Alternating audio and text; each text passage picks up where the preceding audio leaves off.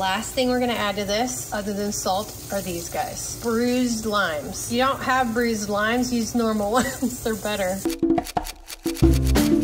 On this edition of Cooking with Stridor, we're making tasty quesadillas. And they are so tasty. They use cumin in here, and usually I don't like that, but in this it really works. These are the players, and I'm also gonna make a really quick guacamole to go with it. This one's super easy and super fast, and lately, you know, that's how I like it.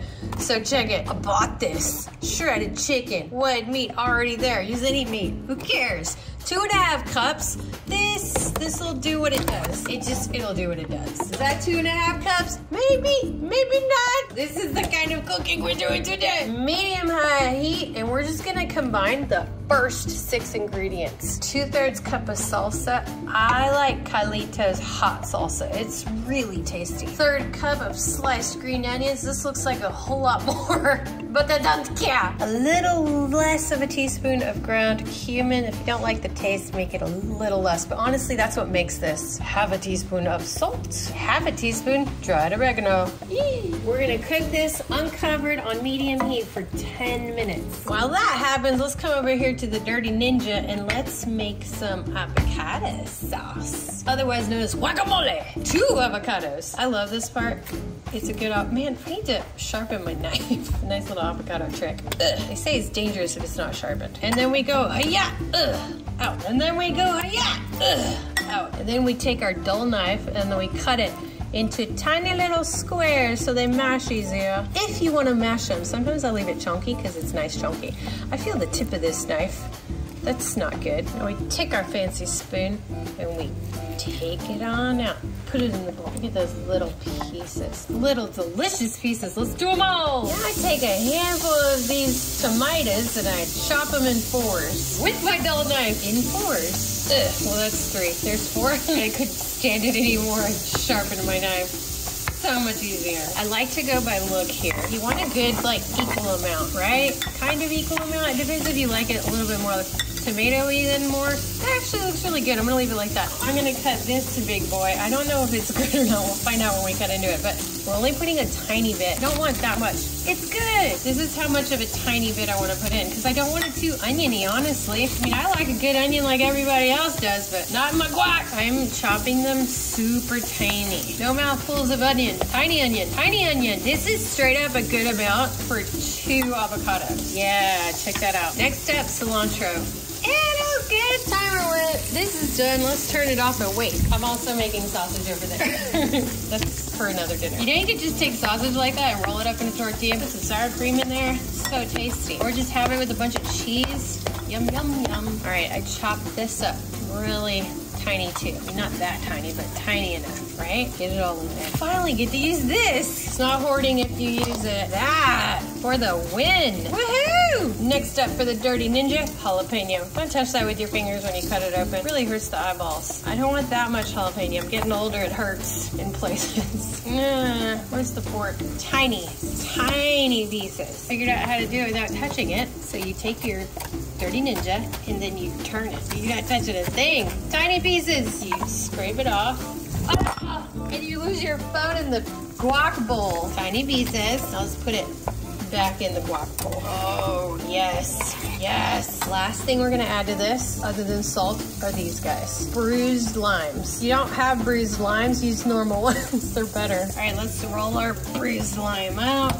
Let's see what it looks like, smells like. It's good. It's good. Now we're gonna take my fancy juicer. This thing is awesome. 4, and I have a cut right there. I just found out. Man, that hurts. Now we mix. Oh wait, I'm gonna add some sea salt because it's tastier. Not too much because you really can't overdo it. What is that, like a half? 1/4 of a teaspoon? 1/4 of a teaspoon and then taste it. Now it's where we mash a little if you want it mashy. I like it kind of chunky. So I'm not gonna mash that much. I like it really, really limey, but Eddie doesn't, so I'm gonna meet us both in the middle here. Yes, okay, time to taste. Please don't get a big jalapeno chunk with a seed. Salt. Perfection. This goes in the fridge while we wait. If you want these crunchier, you need to cook them first on the burner. I'm just gonna leave them as is because I'm lazy today, and this is already more advanced than I thought it was going to be. I'm here too long. All right, let's butter up the side with that 1/4 cup of butter, put it down. Now they're gonna be folded in half, so we're gonna make room for that. Put it down, fold in half, just like that. Here comes the fun. We're gonna do 1/3 cup of each one, which means just measure it out with your eyeballs. And now that it's not hot anymore, which is nice, we can put it with our fingers and just make it work. Because we don't remember how much we put in, now do we?